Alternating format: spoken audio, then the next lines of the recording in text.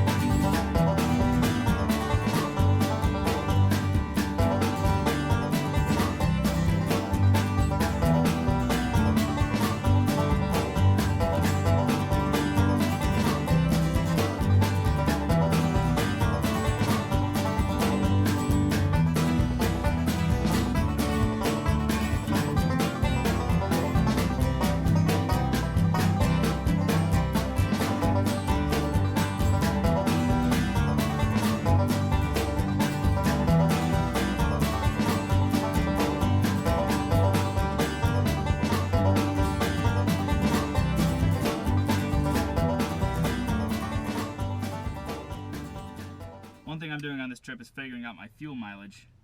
I've heard estimates everywhere from 15 miles per gallon to 8 miles per gallon, so you never know. So I'm gonna figure it out. I just filled up the tank to the brim and reset my tripometer, and then when I get back I'll fill the tank up again and do the math on how many gallons I used, and then figure out the mileage from there. So that is that.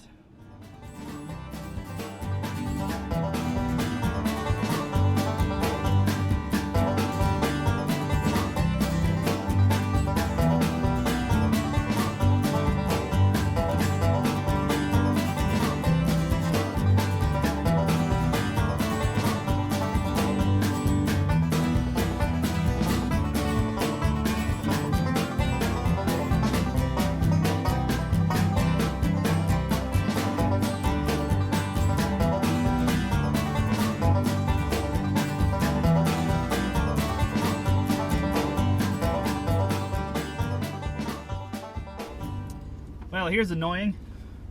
Damn cruise control isn't working again. I stopped and opened up the hood and looked under there and couldn't get a great look at it, but from what I could see, it sure looks like that vacuum hose is still attached. What the hell, damn it. It was working just fine, and now nothing. There must be a vacuum leak somewhere. It's the only reason it wouldn't work. I had a problem with the air conditioning a little while back. It was blowing out of the dashboard up by the windshield, and it wouldn't blow out of the vents down here. And my mechanic said it's got to be a vacuum leak. And I looked everywhere I could see. I couldn't find any leak.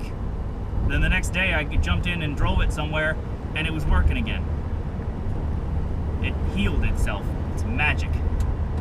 So I have no idea what to make of that. Annoying, but this is why I'm taking this trip with it. I want to work out all the little kinks. Hopefully it's a simple fix again. I can figure it out and get it taken care of. Damn, it's going to be a long drive up there without cruise control. Cruise control really has spoiled me. You know, I grew up with it. Every car I've ever owned has had it. Well, that's not true. There was one car that didn't, but most of them have had it. So I'm kind of spoiled. Oh well. Onward and upward anyway.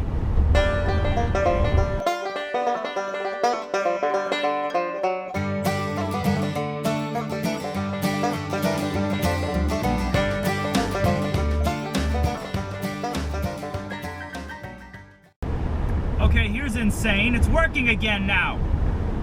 What the hell is that about? It's working fine. This thing's possessed. It goes from working to not working without even touching it. Ugh. I don't know if I should be annoyed or amused by that. I'm glad it's working, but why wasn't it working before? What the hell is that about? It is the African Queen. Good Lord. Okay, anyway, I'm cruising along 60 miles an hour right now. This is about the fastest I've ever driven it. And it's going fine. The suspension feels good. The steering feels okay. for what you could expect for an old vehicle like this and something so heavy and bulbous. It wanders a little bit around. You gotta really kind of pay attention and keep it centered in the lane. But it doesn't feel like it's pulling anywhere. It doesn't feel unsafe. But it just seems real wandery. It's hard to describe. It doesn't feel loose. It just feels sloppy. But I don't think that's anything wrong with it. I think that's just the way it is. It's just so big and so heavy, and it's got so much wind resistance that it's just going to get kicked around a little bit. I think that's just going to be the way it is. So once I get on the freeway, I'll take it up a little faster. I'm not exactly sure how fast I'm going to go, maybe 65 or 70. I feel like it'd be okay at 70, but I also feel like my fuel economy will drop significantly at that speed. So we'll see.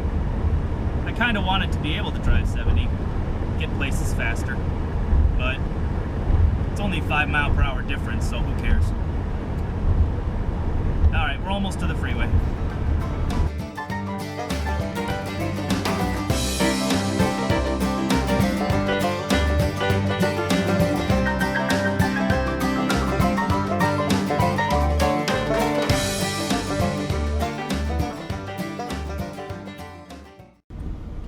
Getting on the freeway for the first time. Here we go.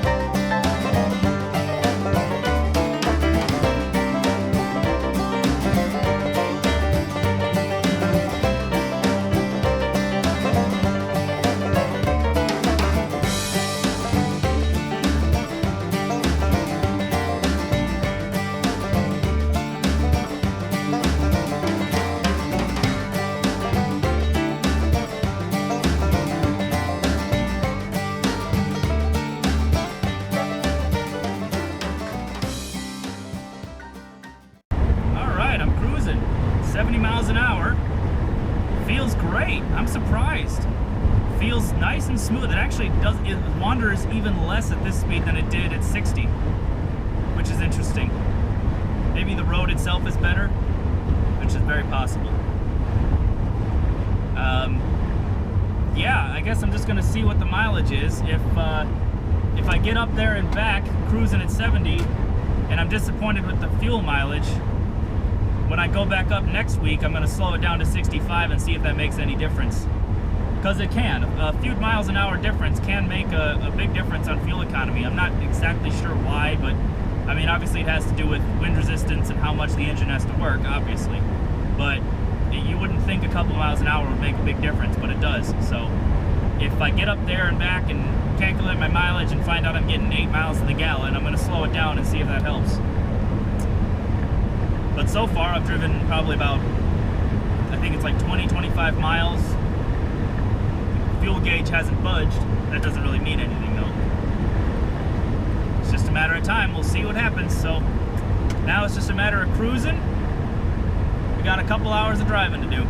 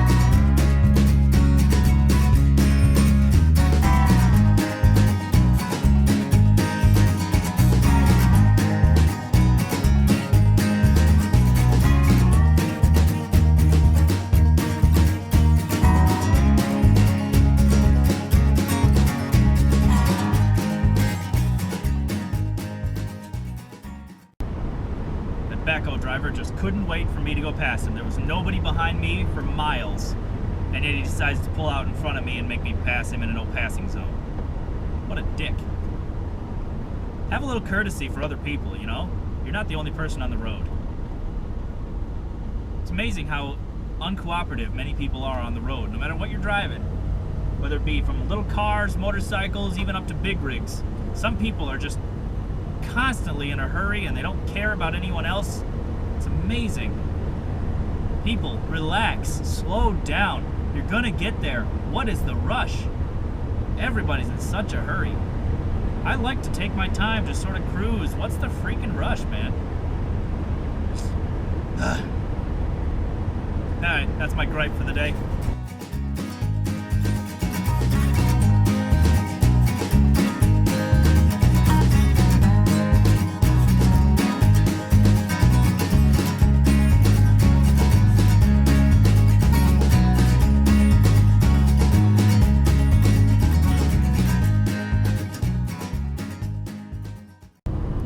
Stopped off to get night crawlers and bobbers and stuff because I planned to do some fishing, but checked the fridge real quick while I was there. I had it on 12 volt the whole way up here, and yeah, 12 volt apparently doesn't work. Gonna have to tinker with it a little bit, see if I can figure out if I can get it working, but I got it lit, so it runs on propane.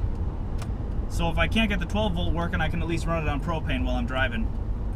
Obviously not the most ideal thing because this thing's propane tank isn't that big, but the pilot light on the fridge is also very small. So we had a two-way fridge in my dad's old RV. I grew up with a two-way fridge. We always ran it on propane when we were driving. It never seemed to be an issue. So I'm not too concerned about it.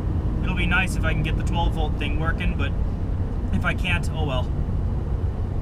So now we're getting real close to the cottage here.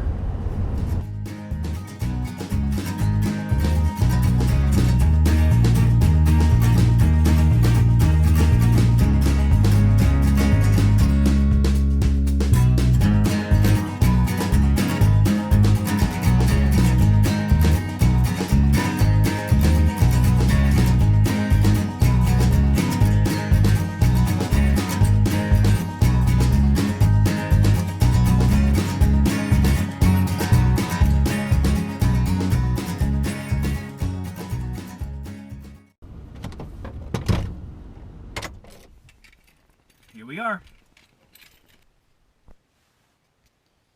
Hey everybody, well, it was a very successful day. I didn't get a chance to take any video today because I spent the entire day catching up with family. But here I am. It's probably about 2 in the morning right now. I'm just chilling in the van. Everybody else is asleep. I've been doing some video editing and so forth. And one thing I've noticed that I didn't notice before is that there are no 12 volt outlets in the living area. There's one up here in this cabinet. And it's controlled by this second switch here. I don't know well you can see that. This switch right here controls it. However, it doesn't work all the time. I turned it on and it came on and it powered up the thing, and then a second later I lost power. And now I'm not getting anything. Oh, see? Now it just came on. So now there's going to be power back there. And now that I touched that switch, it died. You see, there's something weird going on with this switch panel. I don't know what to make of that, but I'm planning to mount the TV up there in that corner and plug it into that outlet up there, because that's the only outlet that's there right now. But obviously that's not an option if that thing doesn't have power all the time. I need it to have power all the time. So I'm gonna go to bed pretty soon here and start it all over again tomorrow. All right. Good night. Morning, everyone. Spent my first night in the Queen last night, and it worked out pretty well. The bed is just big enough for me, so I was fairly comfortable. I need to do a little bit better as far as blankets and so forth. I basically just had a sleeping bag, so that left a lot to be desired. But other than that, it was a great night. I'm very pleased with how comfortable the bed is. I have no doubt that I can travel a long distance in the van and have no problem. So Today I'm going to give you a little bit of a scenic tour of the lake that the cottage is on. And then we're going to go visit some more family on another lake, and I'll show you that lake when we get there. So enjoy the scenery.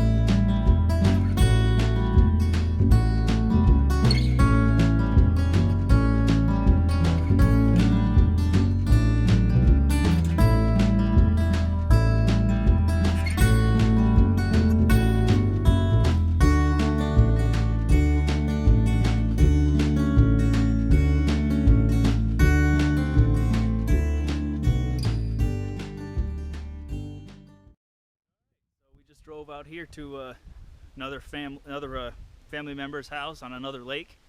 Unfortunately, I don't know the name of this lake, but it's quite nice. A little bit overgrown in some areas, but they got good fishing here, good bass and pike and some bluegill.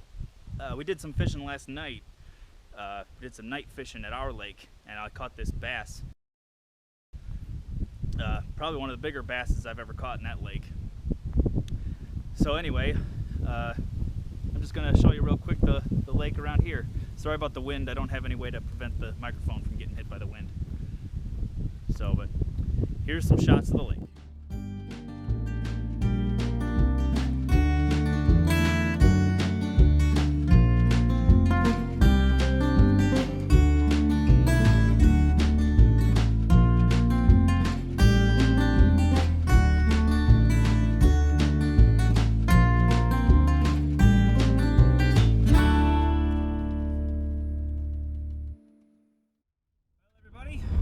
That was my weekend. I'm starting to head home. The sun's going down. It's 9 o'clock right now. I got about 2-hour drive home, so it's gonna be pretty dark coming up, so I won't be able to do any filming on my way back. But anyway, I had a great weekend. The Queen worked out just as well as I could have hoped. Everything seems to be working well. The fridge is working just fine on propane. Hopefully I can get the 12 volt working, but if not, oh well. I still got to figure out what's going on with all these switches up above the driver here. I know when I get home I'm going to go ahead and edit down all this video, because I've got hours and hours of video I got to edit down to a decent length. And then from there I will upload it, and I hope you all enjoy it. I hope to be making a lot more videos like this in the future. One thing I forgot to talk about real quick is the fuel economy. Remember, I was gonna figure out what the fuel economy is. So I just got fuel. I've gone 255 miles and divide that by 19.17 gallons. Gives me 13.3 miles per gallon. That's pretty much in the meaty part of the curve where I expected it to be. and I drove 70 almost consistently on the freeway. I think I could do better if I slow it down to 65. So that's what I'm going to do next week. I'm going to slow it down to 65 and see if I do better. But frankly, if 13 is all I get, I'm happy with that. Very few RVs get 13 miles to the gallon. I was thinking 12, to be honest with you. I was expecting 12. So 13 at 70 miles an hour average, I'm very pleased with that. So just outside of town here, and I'm gonna drop off my red box that I rented. Red box is the greatest freaking thing ever. When you're traveling, you rent it somewhere, take it with you, however long you want it, watch it, return it at any other red box anywhere in the country. That's awesome. So I'm gonna return that at the Walgreens nearby and then head home and upload this video. So see y'all next week.